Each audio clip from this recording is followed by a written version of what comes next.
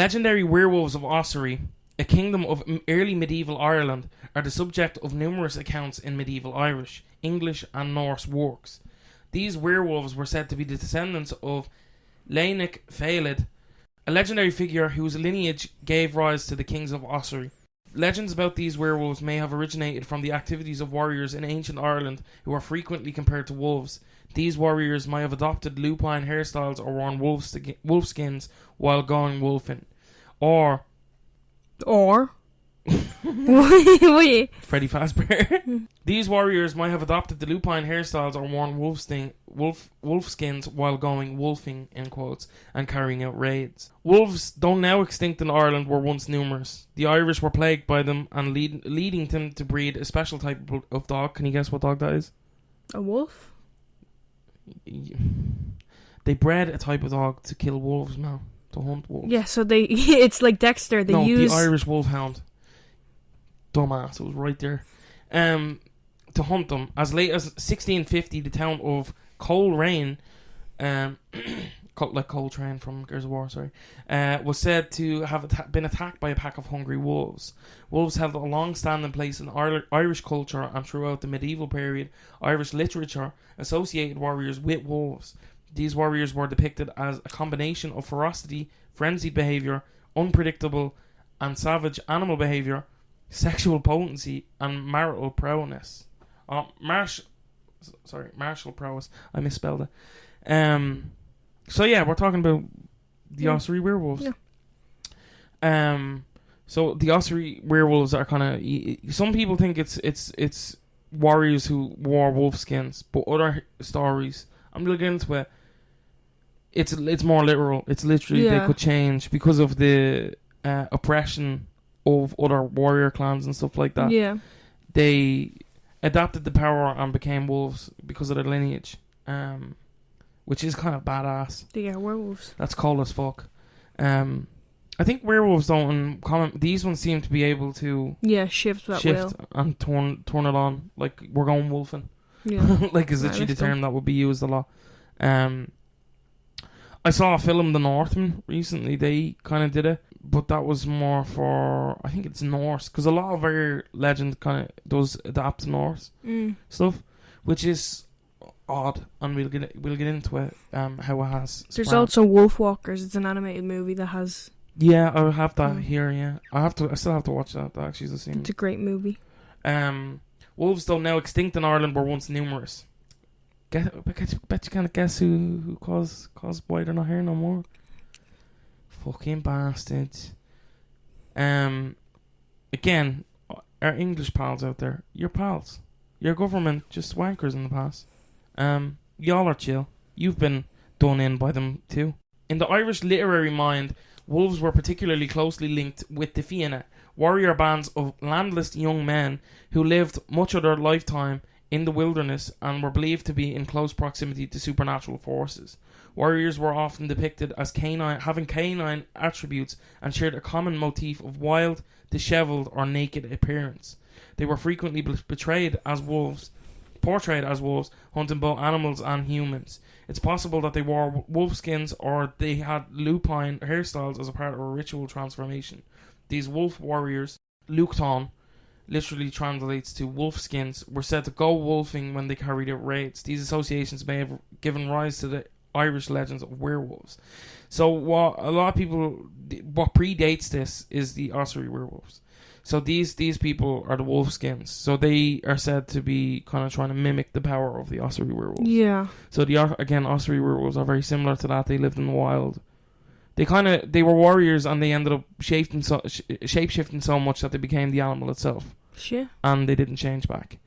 And that's kind of what they thought early replicants of wolves were in Ireland. Thought they were actually ancient warriors that were stuck in the form. So fitness of names, likely based on earlier traditions, recounts the legendary warrior werewolf Leinic Félid. He was the ancestor of a tribe of werewolves related to the kings of Ossory in Eastern Ireland, which encompassed most of present-day County Kilkenny and County Laois, which is where Chance is from, which is weird.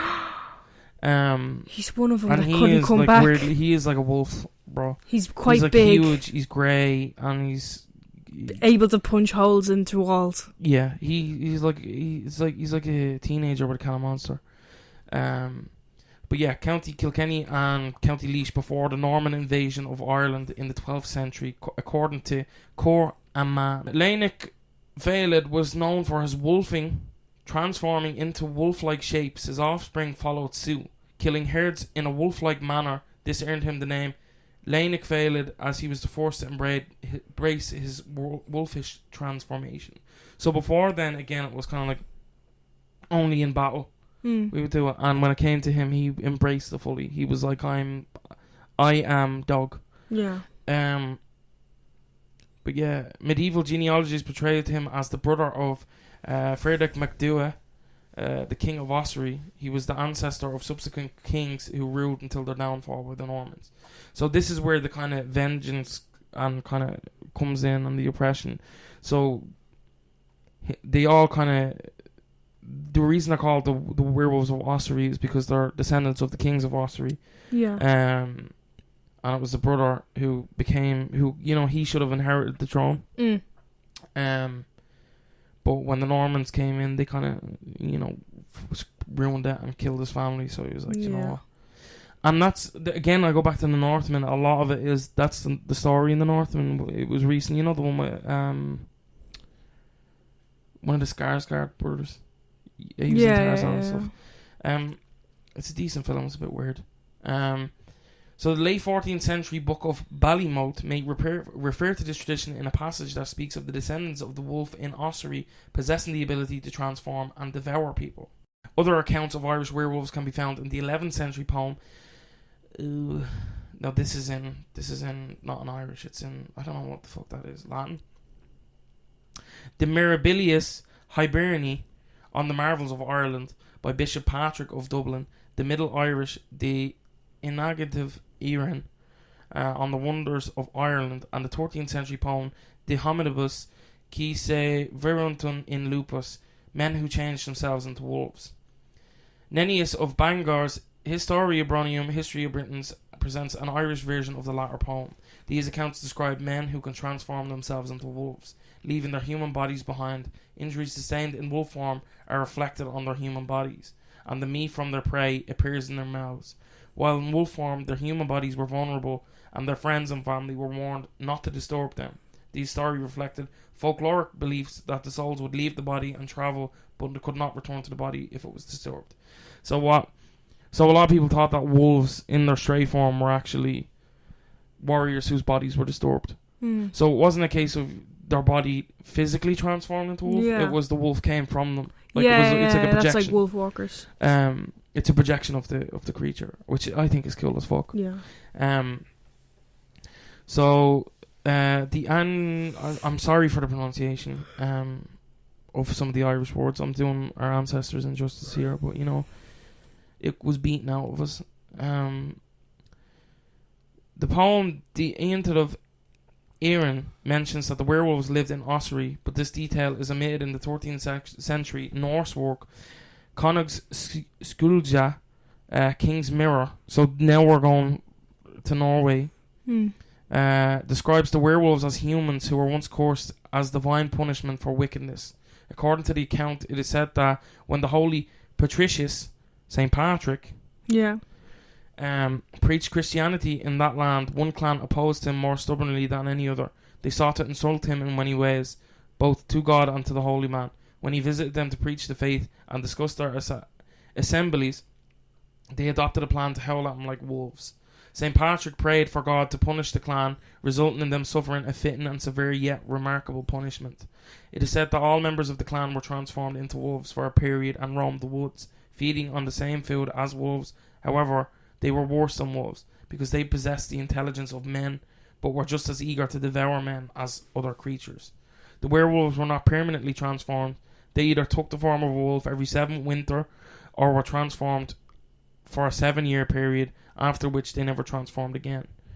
The Norse account is clearly based on the earlier accounts of the Ossory werewolves, though without mentioning Ossory, it draws from the lengthy account of the 12th century topographic Hibernica geography of Ireland by Gerald of Wales, appointed the Archdeacon of Brecknock in 1175.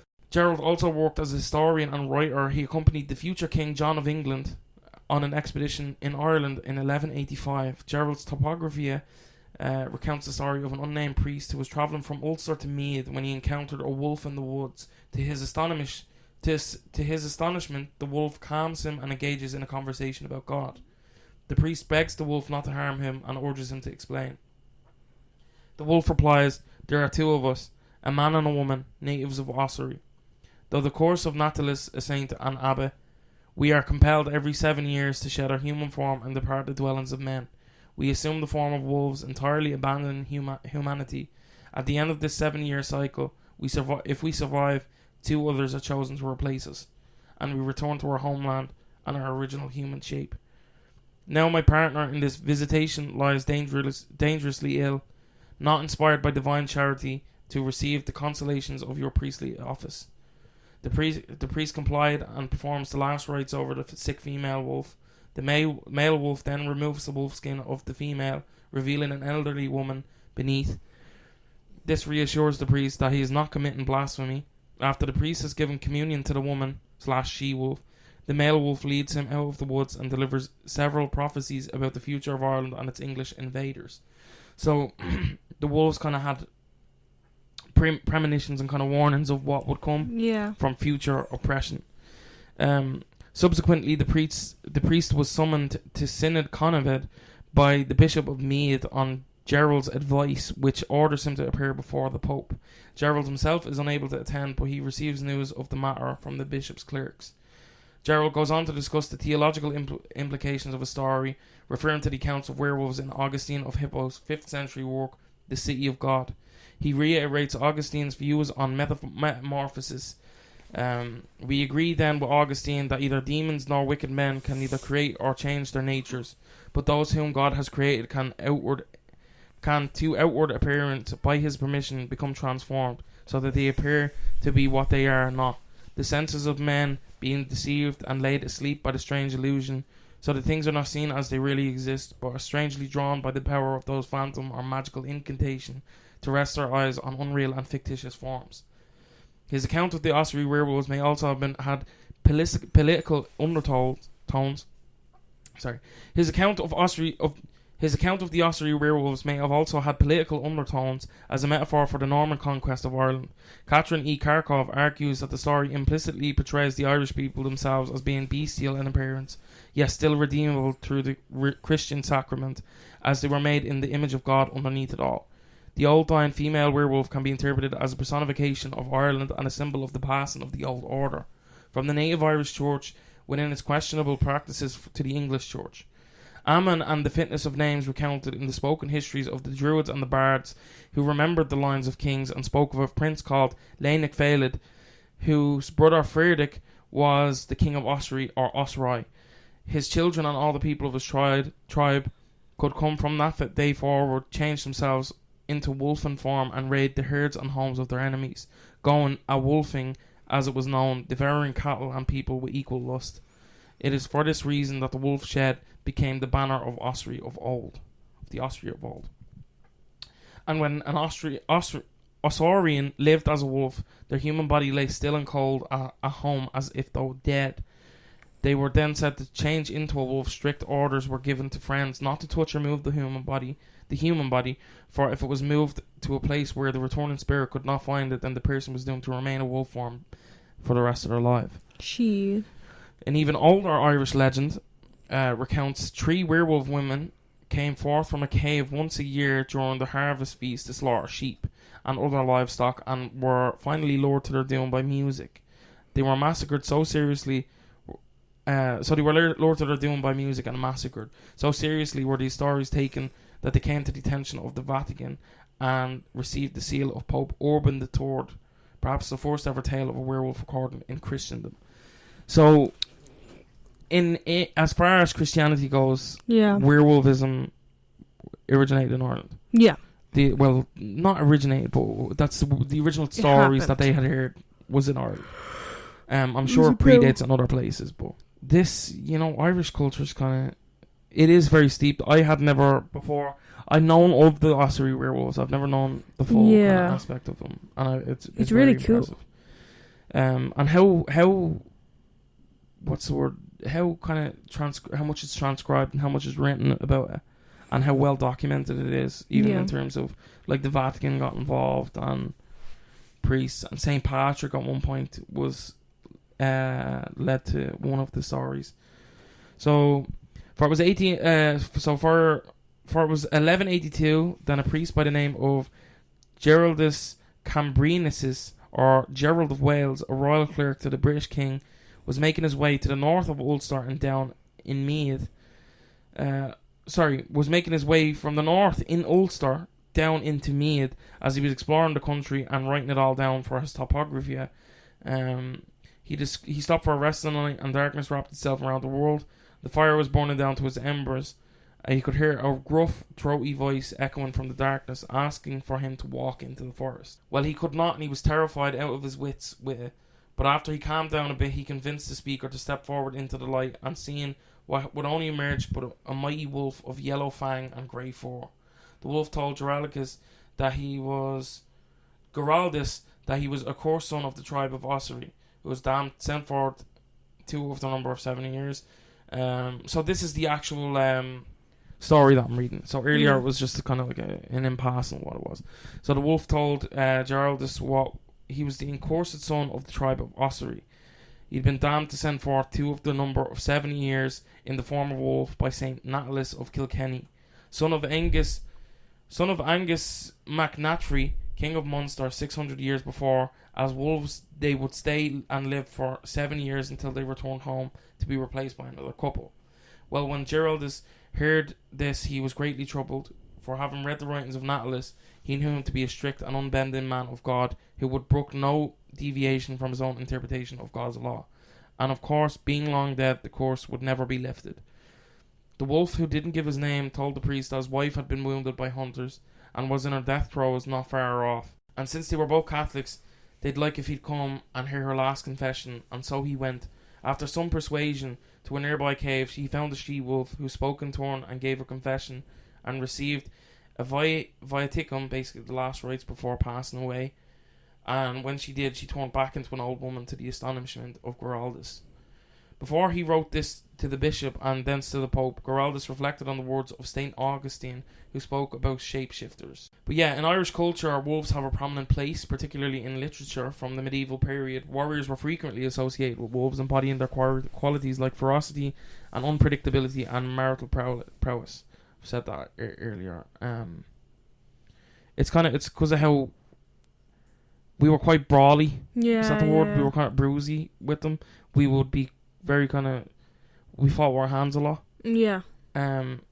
So people I think there was a story as well from the country about Ossory wolfmen encircling a fort that had been taken by, I think it was an English invader or a Norman invader, and they howled and barked, and the invaders heard them coming, and he shot himself and said to drop dead on the spot from fear. Valid. But they would crawl up walls and shit like that, and do crazy shit. They were just they were fiends. Yeah. Just fiends.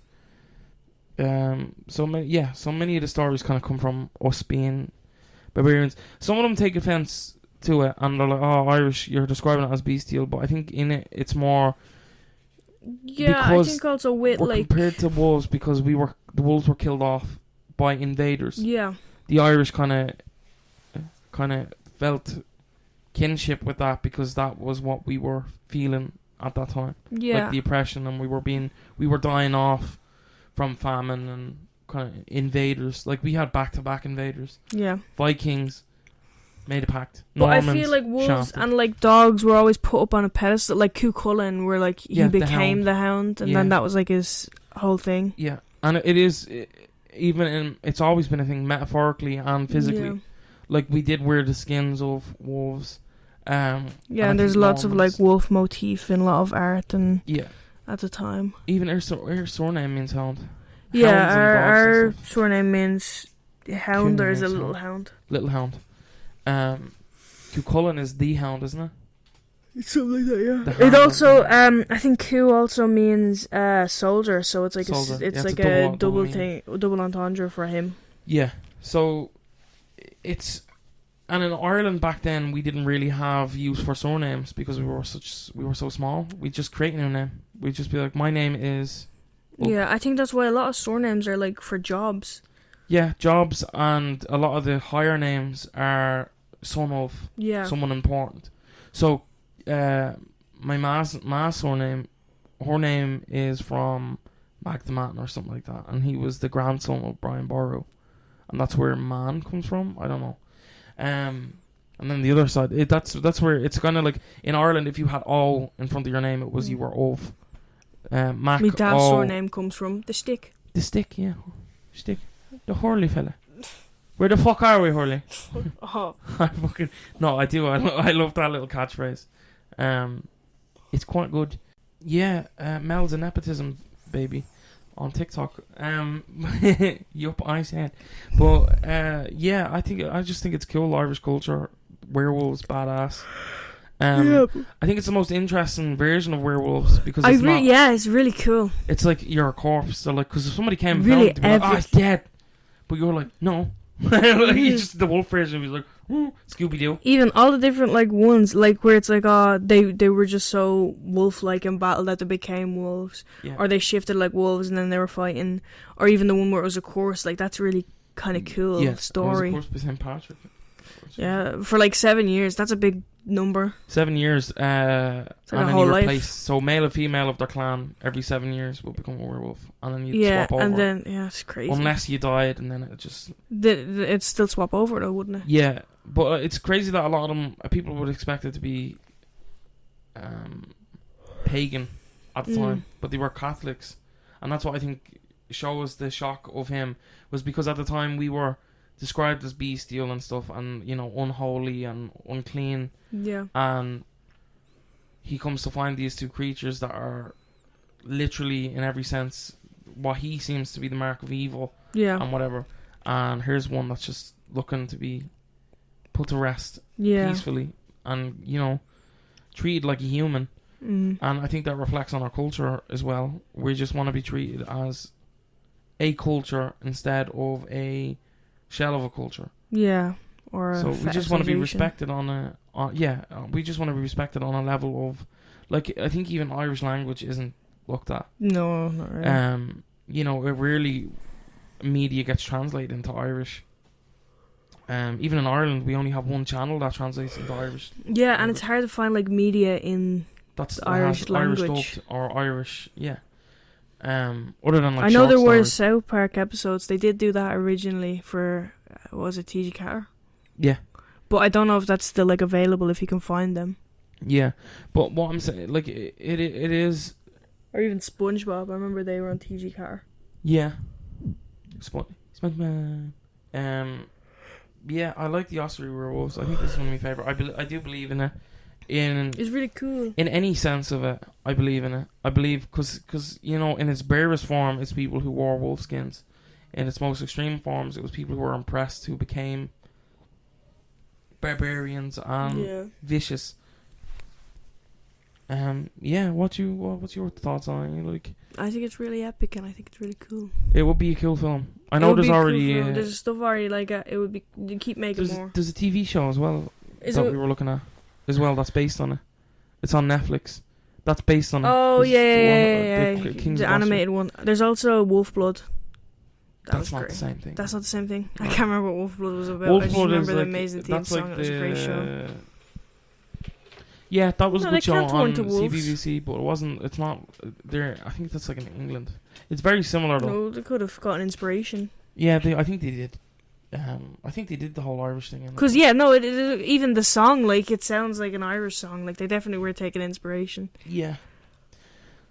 I think you could do a lot more with the Ossory stuff and all as well, though, with the kingship and all, and even like how well documented it is. Like, we know who the king was, we know who the werewolf who started it all was. We know everything. So yeah, I think in future episodes we should go into werewolves across the globe. Yeah, I'd like to do just the bare bones, what werewolves are, what kills them, and then like werewolf in this place, werewolf in that place. The French one is interesting. The beast of I can't remember the name, but yeah. Keep that in. Shut up, Mel. But yeah, that's what we have for you this week. That was the Ossory Werewolves. If you enjoyed the episode, please do leave a rating and follow us on all social media accounts. Thanks so much for listening. We'll catch you in the next one. Bye-bye. Bye-bye, driver. Shut up, man.